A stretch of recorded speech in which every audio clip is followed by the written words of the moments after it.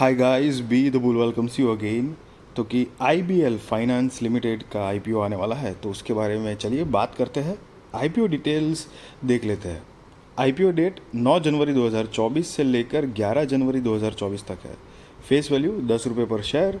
Price जो है वो 51 रुपये पर शेयर है। लॉट साइज 2000 शेयर्स का है और टोटल इशू साइज 67,25,000 शेयर्स, करीब 34 करोड़ 30 लाख रुपए कंपनी जुटाएगी इस टोटल इशू साइज से।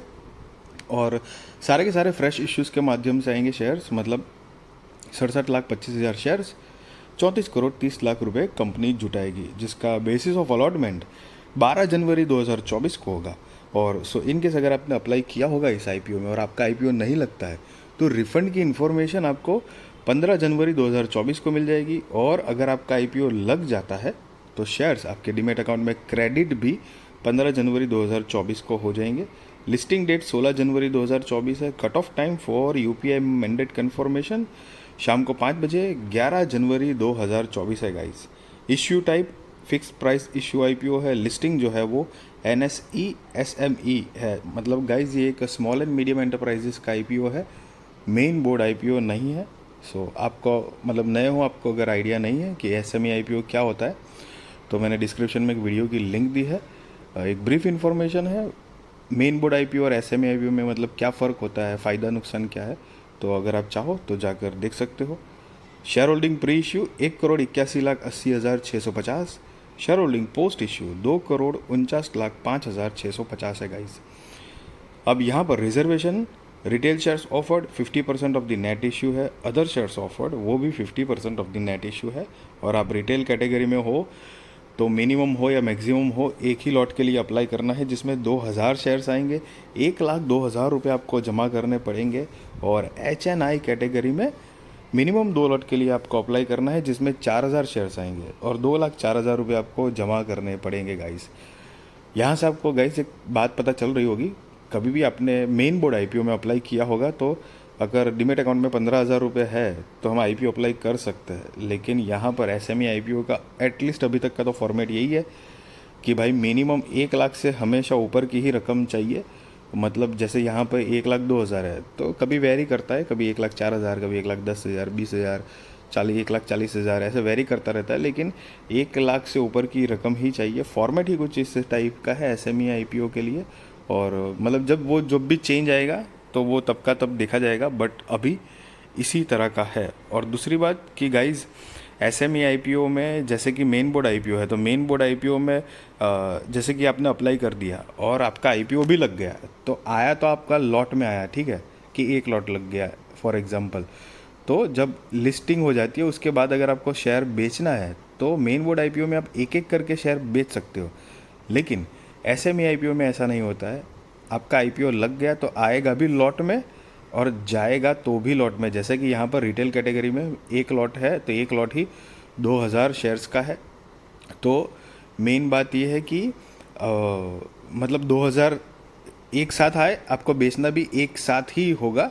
हाँ, वक्त के साथ मतलब लिस्टिंग के बाद लॉट साइज चेंज होने के चांसेस है, बट फॉर्मेट इसी तरह का रहेगा, आपको लॉट में ही बेचना पड़ेगा। तो थोड़ा रिस्की होता है गाइस, सो ज़रा संभल के। और दूसरी बात कि मैं कोई यहाँ पे नेगेटिव इमेज नहीं डाल रहा हूँ, मतलब मैं कोई आपको बाय और सेल रिकमेंडेशन नहीं दे रहा हूँ, ना ही मैं ये बता रहा हूँ कि IPO में अप्लाई करो या ना करो। That is completely depend on your risk research और आप अपने फाइनेंशियल एडवाइज़र को पूछ कर करना। बट द थिंग इज़, एक अपना point of view opinion share कर रहा हूँ। हाँ, रिस्की होता है, आपको थोड़ा केयरफुल रहना चाहिए। लेकिन एक बात वो भी है कि अगर IPO सक्सेसफुल हो गया, चल गया, तो आपका बहुत धांसू पैसे भी बन सकते हैं, मतलब धड़ाधड़ डबल ट्रिपल पैसा भी हो सकता है।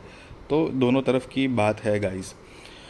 सो चलिए प्रमोटर्स अगर देखेंगे तो कि promoter Manish Patel, Piyush Patel and Mansukh bhai Patel are the promoters of the company, जिनकी शेयर होल्डिंग प्री इश्यू 85.55% है। शेयर होल्डिंग पोस्ट इश्यू नहीं दी गई है, मतलब अभी उनके पास 85.55% का स्टेक है गाइस। अब यहाँ पर अगर कंपनी के बिजनेस के बारे में अगर ब्रीफ आइडिया ले तो 2017 से इनकॉर्पोरेटेड है। और IBL फाइनेंस, जैसे नाम से ही पता चल रहा है कि लोन देने का मतलब काम होगा, तो मतलब फाइनेंस के रिलेटेड है। तो लोन मतलब उनका धंधा ही मतलब कैसे भी हो, बैंक हो या एनबीएफसी हो, बेसिक बेसिक उनका धंधा जो है फाइनेंस में, तो लोन देके ही ब्याज पे उस तरह से कंपनी मेजॉरिटी टाइम पे पैसा कमाती है, और वो पैसे वही कंपनी या बैंक या जो भी है अलग अलग जगह पे इन्वेस्ट करके एक दूसरा सोर्स होता है पैसे कमाने का, जनरेट करने का। तो ये बेसिक कुछ सोर्स होता है। तो उसके अलावा भी होता है, मतलब ये कोर बेसिक सोर्स यही होता है। बैंक का क्या है धंधा, लोन का। तो यहाँ पर भी बेसिक धंधा जो है वो लोन का है। तो कि IBL finance limited is a fintech based financial services platform that uses technology and data science to make lending easier and faster. IBL Finance is a mobile app that offers instant personal loan up to 50,000 through a completely digital process. Loans can be approved in as fast as under 3 minutes. तो मतलब अगर आपको 50,000 तक की loan चाहिए तो 3 minute के अंदर आपको लोन सक्सेसफुली पास हो जाएगी। और कंपनी जो है वो बेसिकली गुजरात और महाराष्ट्र बेस्ड कंपनी है। मतलब ये कंपनी की जो मतलब 7 ब्रांचेस है जो कि गुजरात और महाराष्ट्र मिलाकर है गाइस। तो ये कंपनी की एक मोटा मोटी बिजनेस का ओवरव्यू था। और कंपनी की अगर हमारे पास फाइनेंशियल्स है तो फाइनेंशियल्स देखेंगे तो 31 मार्च 2021, 22 और 23 के फाइनेंशियल्स है। और ये गाइस सारे के सारे फिगर्स इन लैक्स में है, जो कि मैं आपको करोड़ में कन्वर्ट करके बताने वाला हूँ। और रिसेंट लेटेस्ट वाले हम फाइनेंशियल्स देखेंगे तो कि 31 मार्च 2023 के अकॉर्डिंग कंपनी की जो टोटल असेट जो है वो 22 करोड़ 18 लाख रुपए के आसपास है। रेवेन्यू 13 करोड़ 33 लाख रुपए के आसपास है। Profit after tax 1 crore 92 lakh रुपए के आसपास है। नेटवर्थ 20 करोड़ 48 लाख रुपए के आसपास है। Reserves and surplus 11 crore 39 lakh रुपए के आसपास है। और टोटल बोरोइंग्स जो है वो 9 लाख रुपए के आसपास है। और यहाँ पर आप नीचे पढ़ सकते हो अमाउंट इन लैक्स गाइस। तो ऑलरेडी यहाँ पे लिखा हुआ है जो कि मैंने आपको पहले बताया, और वो इसलिए कि मतलब इन जनरली हालांकि मैं ये बात ऑलमोस्ट मेरे हर एक वीडियो में आपको बताता ही हूँ, फिर भी एक बार बता देता हूँ कि जब भी आप नॉर्मली कोई भी स्टॉक में इन्वेस्टमेंट के लिए सोच रहे हो और आप अलग अलग वेबसाइट पे जब वही कंपनी के फाइनेंशियल्स पढ़ते होंगे तो जनरली वो करोड़ में होता है। तो हमको वो प्रैक्टिस होती है तो थोड़ा ईजियर हो जाए, इसलिए मैंने आपको बताया। अब की परफॉर्मेंस इंडिकेटर तो कि ROE 9.41%, ROCE 18.88%, debt to equity 0, EPS 1.15, RONW 9.41% है। और कंपनी का ऑब्जेक्ट ऑफ इश्यू मतलब कि ये IPO लाने का रीज़न, IPO लाने की वजह तो कि augmenting the companies tier 1 capital base to meet the company's future capital requirements arising out of the growth of the business and asset, and दूसरा जो है वो जनरल कॉरपोरेट पर्पस। तो ये 2 सब्जेक्ट के लिए कंपनी को मतलब 2 रीज़न की वजह से कंपनी को IPO लाना है गाइस।